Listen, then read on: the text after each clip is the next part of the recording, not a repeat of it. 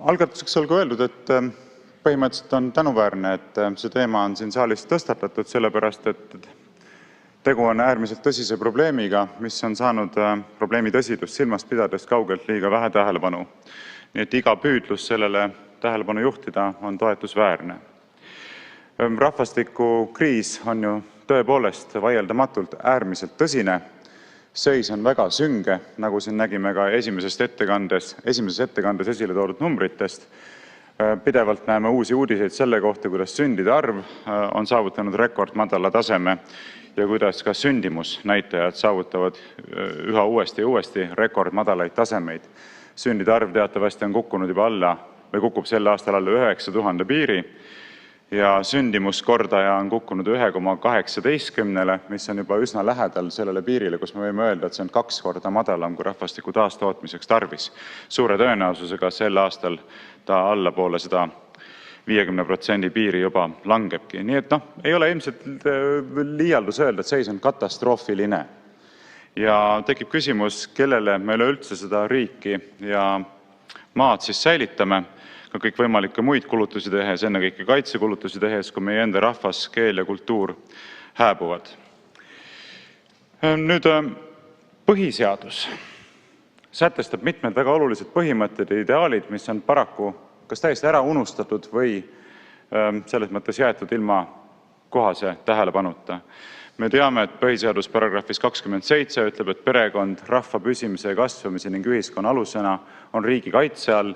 Perekonda tuleks käsitleda rahva püsimise ja kasvamise ning ühiskonna alusena alusinstitutsioonina. Ometi me teame ju kõik, et seda tegelikult ei tehta. Perekonnale ei pöörata kaugeltki sellist tähelepanu, nagu ta vääriks, tulenevalt asjaolust, et just perekonnale tuginedes on rahval lootust püsima jääda.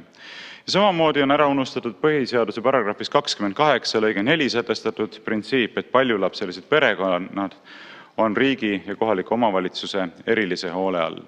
Me ei näe juba mitmeid aastaid mitte mingisugust sellist poliitikat, millest nähtuks, et nendest ideaalidest juhindutaks. Vastupidi, reaalsus on ju see, et meil on valitsus, mis mitte ainult ei juhindu nendest ideaalidest, vaid mis töötab nendele otseselt vastu. Ja kogu lugupidamise juures tuleb öelda, et ka Sotsiaaldemokraatlik Erakond ise on olnud osaks sellest valitsusest, mis on viinud ellu perekonnavaenulikku programmi. Terviklikku ülevaadet ma ei jõua siin praegusel hetkel anda, aga meenutame natukene. Kohe peale ametisse asumist uue valitsuskoalitsiooni poolt asuti siis väärastama abielu tähendust. See oli üks esimese asju, mis te ette võtsite. Kirjutasite ümber selle, mida põhimõtteliselt üleüldse Eestis peetakse abieluks. See on väga selge rünnak abielu ja perekonna ideaalide vastu, sellepärast, et see uus kontseptsioon ei ole kooskõlas inimloomusega ega sellega, mida siis perekond ja abielu endast inimloomusest tulenevalt üleüldse tähendavad. Samuti kohe ühe esimese asjana te läksite paljulapseliste perekondade toetuste kallale. Just eelmises Riigikogu koosseisus sai neid toetusi tõstetud. Teie ühe esimese asjana langetasite paljulapseliste perekondade toetust. Edasi, kaotasite ära tulumaksuvabastuse abikaasa ja laste pealt. Väga tõsine hoop perekondadele ja nende majanduslikule heaolule. Kaldusite kõrvale sellest printsiibist, et tegelikult peaks perekonda käsitlema majandusüksusena ja arvestama ka abikaasat ja lapsi siis tulumaksu vabastust väärivate subjektidena. Edasi piirasite emade ravikindlustust, koduste emade ravikindlustust, mis on järjekordne samm vales suunas. Toetasite maksutõususid, kaasa arvatud käibemaksutõusu, mida te nüüd nii kangesti üritate tagasi pöörata siin toiduainete käibemaksu langetamise näol. Toetasite ka tulumaksutõusu, eks? Ja olete olnud vastu pornograafia kättesaadavuse piiramisele lastele. Ja see on väga oluline samm, mida te ei toetanud. Samamoodi toetasite automaksu kehtestamist sellisel viisil, mis tabas eriti valusalt perekondi, paljulapselisi perekondi. Ja nimekirja võiks jätkata. Palun lisaaega 3 minutit. 3 minutit lisaaega, palun. Nii et meil on selgelt perekonna vaenulik valitsus ja sotsid ei ole sellest vastutusest kaugeltki vabastatud. Nüüd edasi. Minu hinnangul peaksime väga tõsiselt mõtlema selle peale, kuhu me panused paneme ühiskonnana. Reaalsus on see, et me elame juba pikemat aega selgelt üle oma võimete, kulutame rohkem, kui meil on ressursse ja oleme ka prioriteedid asetanud täiesti valesti. Me panustame tohutult palju niinimetatud rohepöördesse, panustame väga palju Rail Balticu väljaehitamisse ja kõige rohkem panustame sõjandusse. Aga ei ole mitte mingit võrreldavatki pingutust näha selleks, et parandada demograafilist olukorda, ennekõike seonduvalt siis sündimusega. Luua eeldusi selleks, et sündimus võiks Eestis oluliselt tõusta. Ja ma arvan, et need panused on tehtud valesti. Prioriteete on valesti hinnatud, ohtude tõsidust on valesti hinnatud ja mina arvan, et rahvastikukriis on palju ohtlikum kui kogu see asi, mida julgeolekuohuna käsitletakse. Veel kord, me võime ükskõik kui palju raha matta sõjandusse, aga kui meie enda rahvas hääbub, siis mis sellest pikemas perspektiivis kasu on? Ei oska mina vastata sellele küsimusele. Lahenduseks seejuures ei ole minu hinnangul opereerimine olemasolevates ideoloogilistes ja poliitilistes raamides. Tänagi oleme siin minu meelest kaugelt liiga palju kuulnud seda, kuidas meestes on probleem, isades on probleem, poistes on probleem. Eks ole, see on selline tüüpiline feministlikust taustast lähtuv hoiak, mis tegelikult ise võimendab seda vastandust meeste ja naiste vahel, kuigi on kõlanud ka sõnum, et mehi ja naisi tohiks vastandada, siis minu meelest selline kandev narratiiv täna siin on olnud just nimelt selline, mis on sellele vastandusele rõhunud.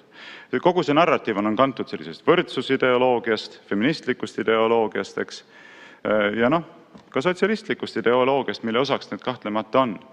Aga selleks, et leida probleemile tegelikke lahendusi, me minu hinnangul peaksime mõtlema väljapoole neid ideoloogilisi raame. Kui koolidesse on viidud sisse riigikaitseõpetus, siis miks ei võiks viia koolidesse sisse õpetust, mis valmistaks inimesi ette perekonnaeluks, lapsevanemluseks ja abieluks? Kui me räägime sellest, et mehed ja noored naised ei ole põhimõtteliselt abielu ja perekonna võimelised, paljuski sageli tahetakse võib-olla lapsi, tahetakse perekonda, tahetakse abielluda, aga puudub selleks ettevalmistus nii perekonnast tulenevalt kui ka haridussüsteemist tulenevalt, siis see võiks ju olla elementaarne, et selles suunas liigutaks. Selle õpetuse osaks peaks kahtlemata olema ettevalmistus abieluks, vanemluseks, peaks olema ka nende vooruste teadvustamine, mis peavad inimeses olema välja kujunenud selleks, et ta üleüldse oleks suuteline perekonnaelu elama, abielu elu elama, lapse vanemaks olema. Muuhulgas peaks olema selgitus seksuaalsuhete tähendusest, milline väärikus ja vastutus nendega kaasneb. Peaks olema selgitus pornograafiaga kaasnevatest ohtudest, sest kui noored inimesed juba, ma ei tea, alla 10-aastases vanuses sukelduvad sellesse rõveduse maailma, siis nad põhimõtteliselt, ma ei kujuta ette, kuidas nad peaks üleüldse suutma puhta pilguga vaadata naiste poole. Ja nii, et siin on väga palju tegemata tööd ja ka poliitiliste otsuste osas on väga palju asju, mida saaks teha, aga ma ei jõua nendest rääkida, sest minu aeg on otsa saanud. Aitäh! Suur tänu! Ja, suur tänu! Kuna ma vaatasin, et siin kõnesoove väga palju ei ole, siis ma kasutan võimalust kõneleda ka iseenda nimel, nagu seda tegi kolleeg Priit Sibul, mitte ainult fraktsiooni nimel. Ja teatud mõttes pühendan selle järgmise sõnavõttu vastuseks kolleeg Reili Ranna üleskutsele, et hea küll, proovime siis teha niimoodi, et võistleksid visioonid tulevikust, mitte ei keskenduks ainult sellele, mida on siiani valesti tehtud kellegi poolt. Ja ma siis pakun omalt poolt ka välja mõned ideed, mis võiksid pretendeerida selles võistluses osalemisele ja mis vaatavad ka siis väljapoole neid ideoloogilisi raame, millesse on meie poliitiline diskussioon ja poliitilised protsessid surutud. Esiteks, 3 ettepanekut, mis juhinduvad võrdõiguslikkuse ideaalist. Teie, sotsid, olete ju suured võrdsuse ja võrdõiguslikkuse pooldajad. Aga mis oleks, kui võtaks ka perekonnapoliitikas suuna sellele, et lähtuks päriselt siis võrdõiguslikkuses olulistes aspektides? Põhiseadus ütleb paragrahvis 12, et kõik on seaduses võrdsed. Aga tegelikult väga mitmetes olulistes aspektides ei ole Eestis tagatud lastele võrdsed õigused. Alustame sellest, et tagaks lastele võrdse õiguse elule. Just nagu ei tohi tahtlikult tappa ära Riina Sikkutit, Reili Randa, Tanel Teini või Priit Sibulat, nii tegelikult peaks olema täpselt samasugune võrdne õigus tagatud ka veel sündimata lastele. Mitte ühtegi inimest ei tohi tappa tahtlikult, jutt käib süütutest inimestest, olgu ta sündinud või sündimata. Igal inimesel peaks olema tagatud võrdne õigus elule. Ja kui see ettepanek tundub teile liiga radikaalne, liiga äärmuslik, et süütuid inimesi tohiks tahtlikult tappa, siis võib-olla sellise jõukohasema harjutusena alustaks sellest, et lõpetaks ära valitsuse poolse rahastamise sündimata laste tahtlikule tapmisele. Teatavasti see toimub üle 3000 korral aastas. Rahvas, mis on väljasuremise kursil, kus pole piisavalt lapsi, võiks olla sedavõrd tervemõistuslik, et saada aru, et esimese asjana võiks tagada võrdse õiguse elule veel sündimata lastele. Teine ettepanek, mis lähtub võrdõiguslikkuse ideaalist, tagaks kõikidele inimestele, sealhulgas lastele, võrdse tulumaksuvabastuse. Ei ole niimoodi, et perekonnas antakse nii-öelda isale näiteks või emale täiendav tulumaksuvabastus, väiksem kui tal endal, aga siiski mingisugunegi, eks ole, abikaasa pealt ja laste pealt. No enam ei anta sedagi, te võtsite selle ära, eks ole. Aga lähtuks eeldusest, et kõigil on võrdne tulumaksuvabastus. On isal, on emal ja on kõigil nende lastel. Mis iganes see summa on see 500 eurot. Kui on ema ja isa ja 3 last, siis on tulumaksuvabastus perekonna peale 2500 eurot. Kuni teenitakse 2500 eurot, ei maksta selle pealt sentigi tulumaksu. See oleks võrdne lähenemine asjadele, aga nagu me näeme, seda ei praktiseerita. Ja kolmas ettepanek, mis lähtub võrdõiguslikkuse ideaalist, on tagada kõigile võrdne valimisõigus. Reaalselt põhiseadus ütleb, et kõigil on võrdne õigus osaleda valimistel, tegelikult ei ole. Tegelikult lastel ei ole tagatud häält valimistel. Kuigi laste eest saavad vanemad kui nende hooldajad ja seaduslikud esindajad mitmetes muudes õiguslikes suhetes olla esindajaks, siis valimistel seda ei ole tagatud. Kui me tahame rohkem perekonnakeskset ühiskonda, sellist, mis arvestab perekondade huvidega, mille hulka kuulub siis ka soov saada rohkem lapsi, siis andkem perekondadele suurem hääl, lähtudes võrdsuse ideaalist. 5 lapsega perekonnal on siis 5 häält. On isa hääl, on ema hääl ja on veel 3 häält, mida nad saavad kasutada näiteks eeldusele, et nad on üksmeelsed. Kui ei ole üksmeelsed, siis ei saa kasutada, ongi kõik. Näiteks, ma ei tea, seda võib arutada. Edasi, veel ettepanekuid. Lõpetada perekonnavaenuliku homo-, soo- ja transideoloogia levitamine haridusasutustes, sealhulgas lasteaedades. See ei silluta teed sellele, et meil oleks rohkem lapsi, tugevamad perekonnad ja et meie rahval oleks parem väljavaade jääda püsima.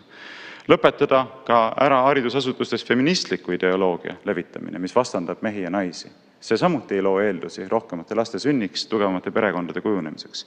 Ja sellele vastukaaluks viia koolidesse sisse perekonna ja abielu õpetus, mis keskenduks siis ettevalmistusele perekonnaeluks, ettevalmistusele truuks abieluks ja ettevalmistusele lapsevanemaks olemiseks. Kultiveeriks neid voorusi, mis on selleks vajalikud, truudus, pühendumine, kannatlikkus, teenimisvalmidus, eneseandmine, armastus ja nii edasi. Ja samal ajal tooks esile ja hoiataks ka noori nende ohtude eest, mis mürgitavad nende hinge sellisel viisil, et nad minetavad perekonnaelu võimekuse, muu hulgas siis pornograafia tarvitamine, eriti poiste poolt. Edasi, konkreetne ettepanek, pornograafia kättesaadavuse piiramine. Eestis kehtiv õigus ütleb, et alaealistele ei tohi vabalt kättesaadavaks teha pornograafilisi materjale. Kui me tõime siia eelnõu, millega oleks tagatud selle kehtiva õiguse printsiibi järgimine, see paraku saadeti prügikasti. Kas sa soovid? 3 minutit lisaks. Et seda on väga lihtne teha, võtame selle eelnõu uuesti välja ja viime Eestis kehtiva olukorra kooskõlla Eestis kehtiva seadusega, et alaealistele ei tohi olla saada vabalt kättesaadavaks tehtud pornograafilised materjalid, mis hävitavad nende võimekuse üleüldse puhta pilguga vaadata naisterahvaste poole ja astuda tervesse abiellu ja truusse püsivasse abiellu. Edasi, abielu loomuliku tähenduse taastamine. See on väga oluline sümboolselt ja ideeliselt. Kui me tahame, et meil sünniks rohkem lapsi, et meil oleks tugevad perekonnad, siis tugevad perekonnad ideaalis peaksid olema rajatud ka abielule, truule, elukestvale abielule. See ei ole ükskõik, kas inimesed elavad abielus või ei ela abielus. Abielu ühes oma tuumses tähenduses tähendab ju vastastikku antud ja ka avalikult kogu ühiskonna ees antud tõotust jääda truuks nii heas kui halvas kuni surmani. See loob selle stabiilsuse, selle keskkonna, millele tuginedes on üleüldse abielu osapooltel kindlustunne, et nad saavad lapsi vastu võtta, ennast ohverdada, oma isiklikke ambitsioone ohverdades, nad teavad, et ollakse teineteisele truuks nii headel kui rasketel aegadel. Ja ideaalina see on väga oluline öelda, et loomulik abielu mehe ja naise vahelise liiduna peab olema ühiskonnas eriliselt au sisse tõstetud, sellepärast et ainult selline liit saab tagada rahva püsimise ja kasvamise, nagu põhiseadus sellele paragrahvis 27 osutab perekonnast rääkides. Ja lõpetuseks veel paar sellist üldisemat kaugemale vaatavamat ettepanekut. Mina olen sügavalt veendunud, räägin iseenda nimel, et me peaksime võtma sihiks ka taandumise riiklikest pensionisüsteemidest. Need süsteemid seati omal ajal sisse 19. sajandi lõpus ideoloogilise sammuna muuhulgas selleks, et vähendada perekonna tähtsust ühiskonnas. Ja see on iseenesest täiesti loogiline. Kui inimesed saavad toetada sellele eeldusele, et vanaduspõlves nende eest hoolitseb riik, siis tekib ju üsna kiiresti ka arusaamine, et perekond on ülearune. Loomulikus ühiskonnas enne seda oli perekond see, mis hoolitses oma abi vajavate liikmete eest. Vanemad hoolitsesid oma laste eest, kui nad on väikesed, vajavad abi, ja lapsed toetasid vajadusel oma vanemaid, kui nad on vanad ja vajavad abi. Pensionisüsteem asendab seda loomulikku suhet ja ma ei ütle seda, et nendelt inimestelt, kes on oma pensioni välja teeninud ja kellel on õigustatud ootus pensioni saamiseks, peaks selle ära võtma, aga kaugemale vaatavalt peaksime ütlema, et kui me tahame rahvana püsima jääda, siis me peame likvideerima need mehhanismid, mis kahandavad perekonna osatähtsust ja selle tõttu ka võtavad ära vajaduse üldse, et inimesed saaksid lapsi. Ja viimase asjana ütlen ka seda, et mina pooldasin regionaalseid maksuerisusi.